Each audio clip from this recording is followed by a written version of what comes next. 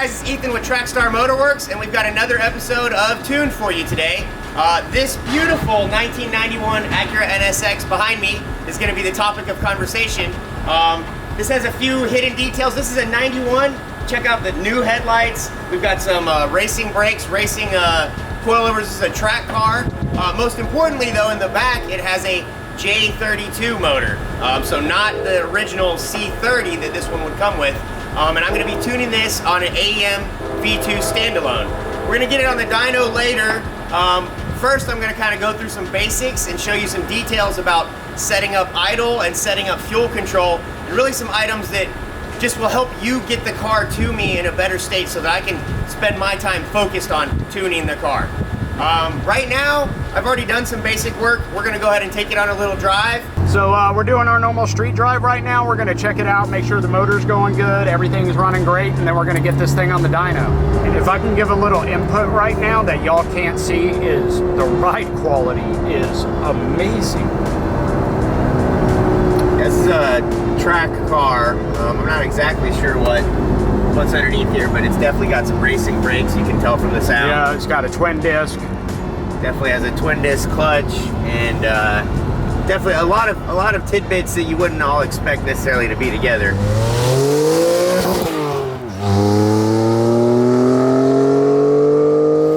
So a big issue that I see that either cars come to me that they're about to get tuned, or maybe they've even already been tuned. A couple big issues can come from having closed loop, open loop items in function that haven't been calibrated well. For instance, idle is a big one, man, where your idle control valve has a duty and it has to catch when the revs are dropping too low. It has to catch itself and then perk it back up, and you can get in this cycle where it's just adjusting up, adjusting down, and then the car stalls out. Maybe because there's not actually enough idle airflow there to begin with.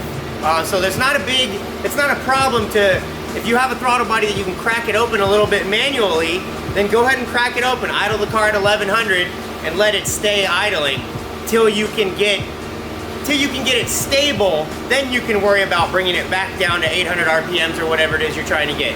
The same thing can be said for fuel control, as far as like your wideband or even your factory oxygen sensors controlling the fueling.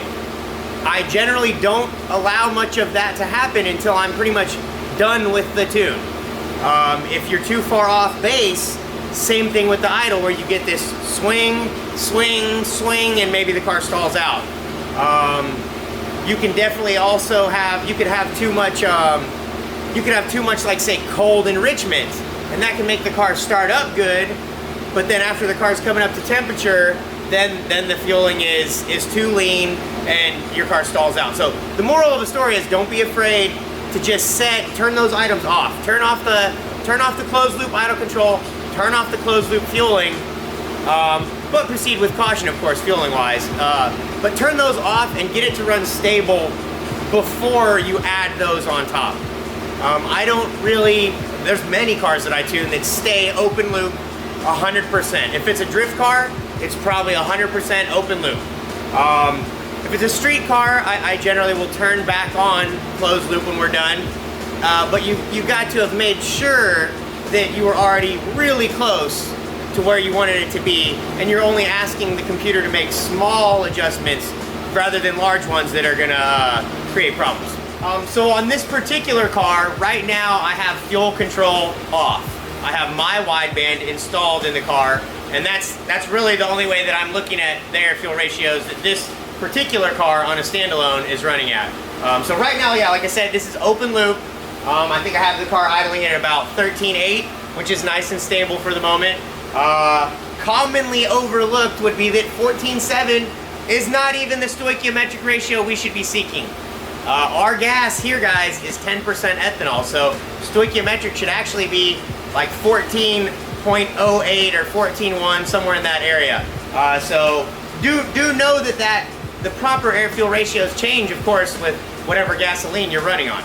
So I have the VTEC parameters here, and I've set it as basic as I can for this moment, where there's not a throttle threshold, there's not a mile per hour threshold, there's not a map reading threshold. It's merely when you hit 4,500 RPMs, VTEC is on. Okay. So that was as basic as we can get. I just did a run. I've got this monitor ECU turned on, so we see green lights for anything that's active right now. Fuel pump's active, AC clutch is active, radiator fan's active. So right when I hit that 4,500, I saw the green light go active there. So I'm confident VTEC is now working. We've just done partial pulls. Oh, and we forgot to tell them that this car actually went to a standalone. Yeah, maybe we can go back there in a moment. Yeah. But yeah, it's AEM V2.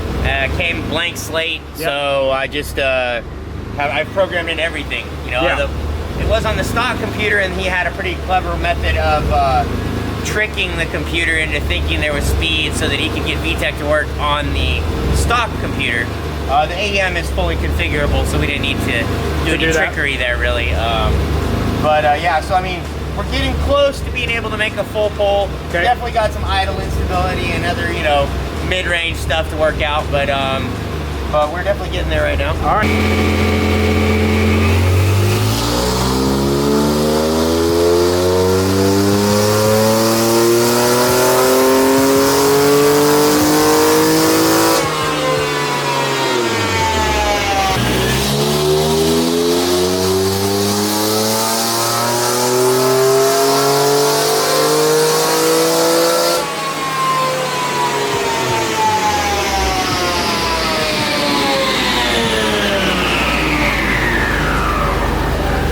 Cut off maybe a bit early there? Yeah, I didn't get all the way out there. Couple more ponies. Couple more ponies. Okay, so I have just cold started this car. We're already up a little bit with coolant temperature, 167 right now. But I want to highlight a couple important items at this moment. Is that this graph here is the warm-up enrichment. You can see that we're almost out of warm-up enrichment. So if you're going to go adjusting your fueling, you need to make sure that you're already up to full temperature, because otherwise it's gonna end up screwing up the you'll fix the air fuel at that current temperature, but everywhere else it's gonna be screwed up. So you got to make sure the car is up to temperature before you go adjusting the base VE tables. If you start it up and you see that, oh man, it's like 10-0 air fuel ratio, then maybe this warm-up enrichment is a bit excessive. But I have just recently had a car in where it had a lot of extra warm-up enrichment, but then the VE tables were really low. So the car would run good for like 5 minutes, and then once it really got up to temperature, it kept stalling out because it didn't have the right VE numbers once it was up to temperature. So right now this car is idling at, looks like between 820 and 840 RPM. The target idle is 775, so we're slightly above the target idle, but I can tell you that when I let off throttle, the car sweeps pretty low, like the RPMs go down to 600 or so. So I need to add in some kind of either duty cycle here for the idle air control valve, or I need to go back to the throttle body itself and maybe twist that adjustment screw. And then once I have the adjustment screw where it doesn't dip down too low, then I can tweak it here in the computer more. Okay, so this is the idle adjustment screw that I was talking about.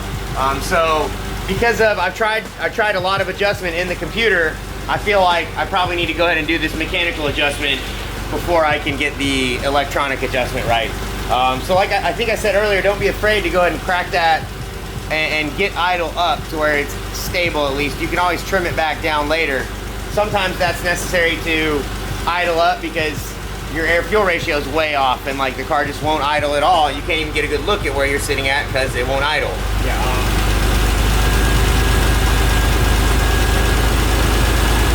So we're gonna come up a few hundred RPMs there. Now I'm gonna go to the computer and turn down some of those settings that I adjusted a minute ago, and hopefully I can find a better balance for when the AC is turning off and on, and when the car is settling to the idle. So right now the car is idling at 1050, and the target idle is 850. So we're 200 RPMs above what we're asking for. Over here, let's see, what do we have? Yeah, so this is asking 850. So I need to minimize probably this area right here. I need to go down. You hear it Coming down, coming down. I'm gonna bring this down until the target matches the actual.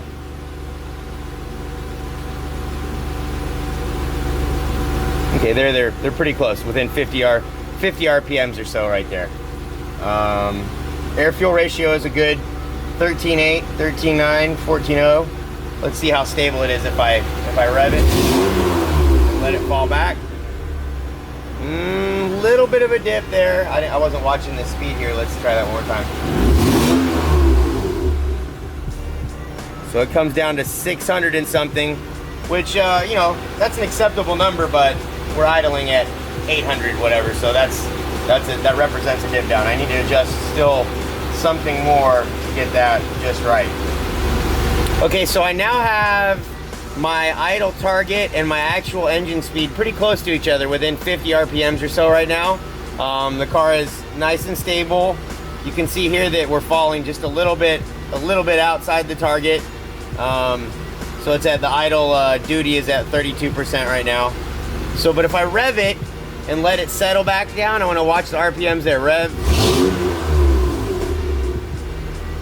Now I got to dip to 750 and then back up. So I need like another 100 RPMs worth of air to catch this. And it seems like no matter what I do here, I'm not getting it. So I think I still need to adjust a little bit more at the back of the car on the actual throttle body to, okay.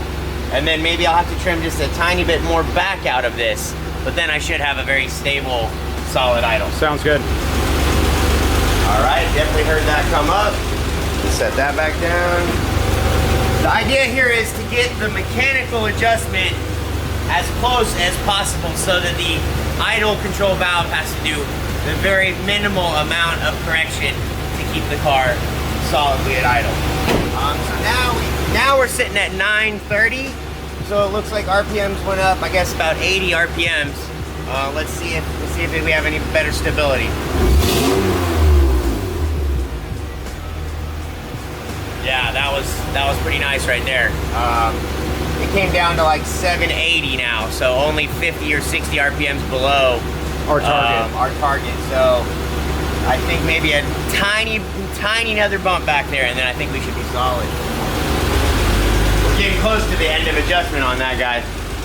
So hopefully we're good now. So I'm gonna grab this whole spot here and come down just a little bit. Trying to see this RPM move down into the 800 range. There we go, right. It's picky. There we go, there we got some 800. So now, let's see how it responds to rev. Dipped to 650 there, so it looks like somewhere between there is the right spot. Let me move these back up. It might be better for me to go ahead and go back there and even go up a little bit more, so that I'd always rather err on the side of the idle being a little high versus a car that's stalling out. Yeah, absolutely. So every car is a little bit different, and some cars will be happy to idle at 750. Other cars you got to idle at 850, 900, 1,000. Depends on the cam, depends on all those other items. Okay, so Ethan's done playing around with the idle. We're gonna do a dyno pull, show you all the final numbers, and then I think we're gonna be done for the day with the NSX.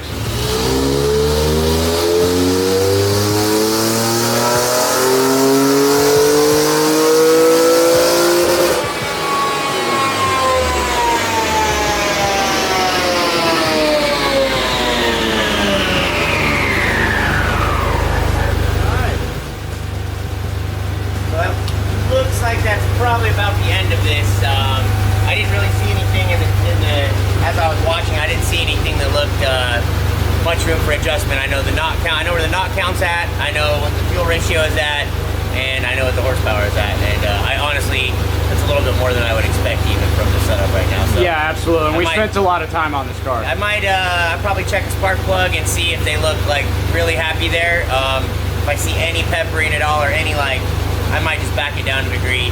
Yeah. And because I know this is a track car, we're definitely not seeking every last bit of horsepower on a track car. Yeah, longevity and reliability. Yep.